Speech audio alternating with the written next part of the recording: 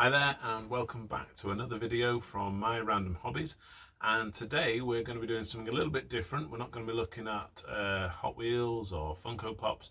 We're actually going to be looking at comics, and comics is something that I've ummed and ahed about whether or not to get into collecting. It seems to me to be a very complicated market, but that said, it's not something I'm not going to do. So I have dipped my toe here and there, and we're going to discuss that today. So hope you enjoy.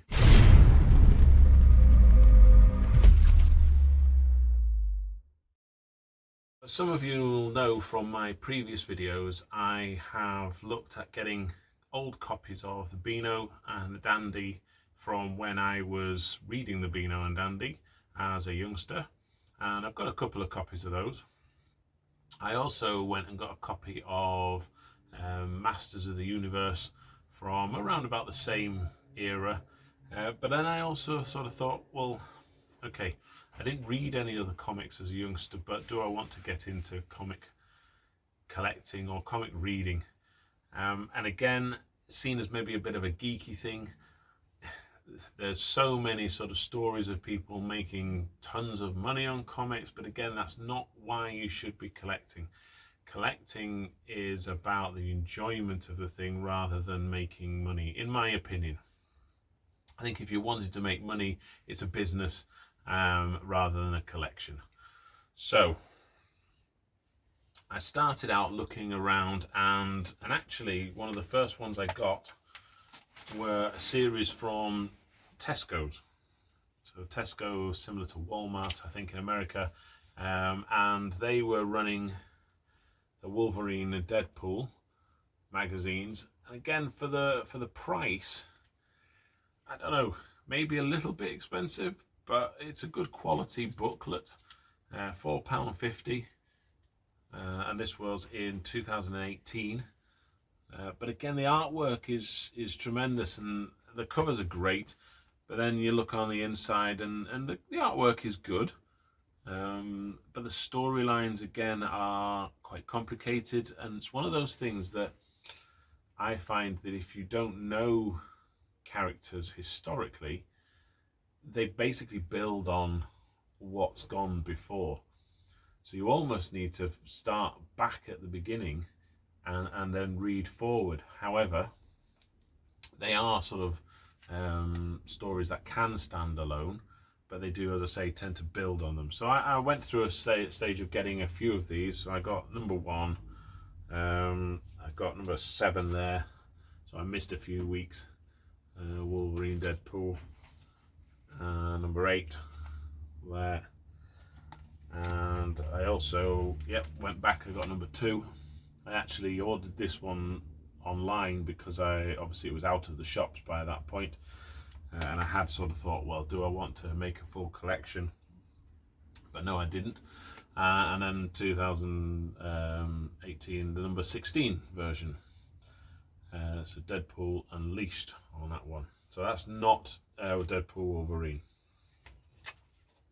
So they were my sort of first comics, modern comics, if you like. And then I started looking around, seeing what else I liked. Now, as a superhero, the superhero that I particularly like, and always have done as a youngster, was Spider-Man. So Spider-Man, obviously a Marvel creation, and these were again available in Tesco, and it's slightly more reasonably priced. I think this was maybe $2.99. It says $3.99 US dollars, but I think maybe $2.99 in this country. But again, I sort of purchased a couple of these, and again, the artwork is pretty good. Different suit, which, you know, again, because it's Spider-Man 2099, I'm guessing that's why. But again, the storylines are decent, not too bad. The artwork inside is pretty good. Lots happening, and again, you know, it's an all right read. It's something to pass the time. Would I collect all of these. No, I probably wouldn't, but again, every now and again the odd purchase I think is fine. And I say Spider-Man was my sort of hero that I preferred when I was younger. I guess almost because it was more believable in a random way. Although there's lots of aspects of Spider-Man that aren't believable, of course. I then, thinking on the Spider-Man theme, in terms of a collection, I actually went and purchased this online. So it's the Amazing Spider-Man from again 1986. So around about 9 years old I would have been when this came out, February. So sort of the time I should have probably been reading these sorts of comics, but wasn't. They're quite violent, I guess. So maybe as a youngster I wouldn't have been reading these. At the time it was sort of 40 pence. And if you compare that to the Beano, I'm just looking up here, 18 pence. So this is 2 weeks worth of comic back then, pocket money wise. So again, a little bit more expensive. I have opened this up, I have flicked through it, but I'm going to try and keep this one on its backing and looking a little bit smarter if I can. And again, I also then went online and purchased another Spider-Man comic. And the reason I purchased this one is because right at the very top there, I don't know if you can see, it's sort of dedicated to Stan Lee, obviously. And unfortunately, as you will all know, he passed in 2018.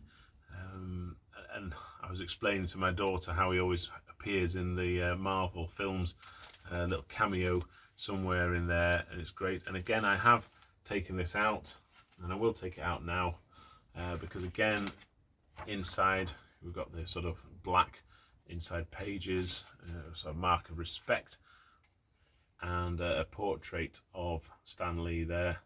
And then we have a Spider-Man story to read. So again, I will read that and then place this back away. I also enjoyed, there's a bit of Stan's soapbox at the back there, some words of wisdom, if you like, about comics and why they made comics, who they're for, etc. So a nice little sort of almost like keepsake in a way.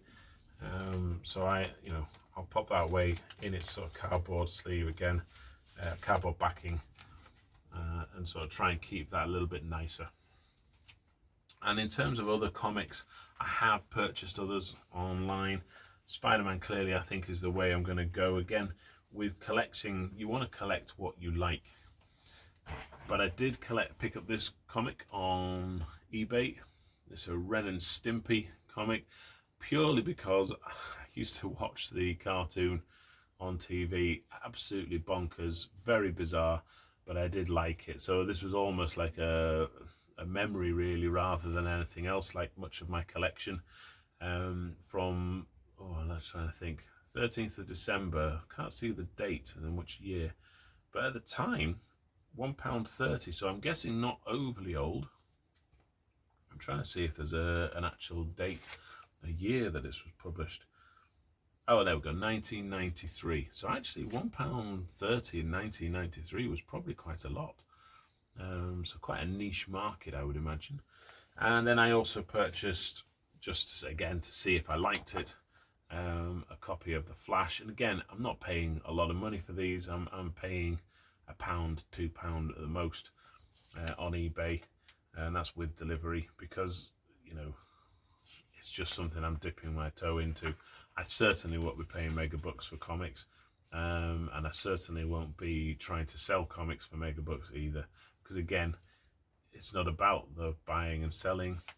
This is actually more about the collecting and what it means to me. So again, I'm going to focus on Spider-Man. The Flash is a cool sort of hero, but not one that I particularly have an affinity with. So if I do get any more, it'll be Spider-Man based. So there we go. So that's my sort of ramblings about comics.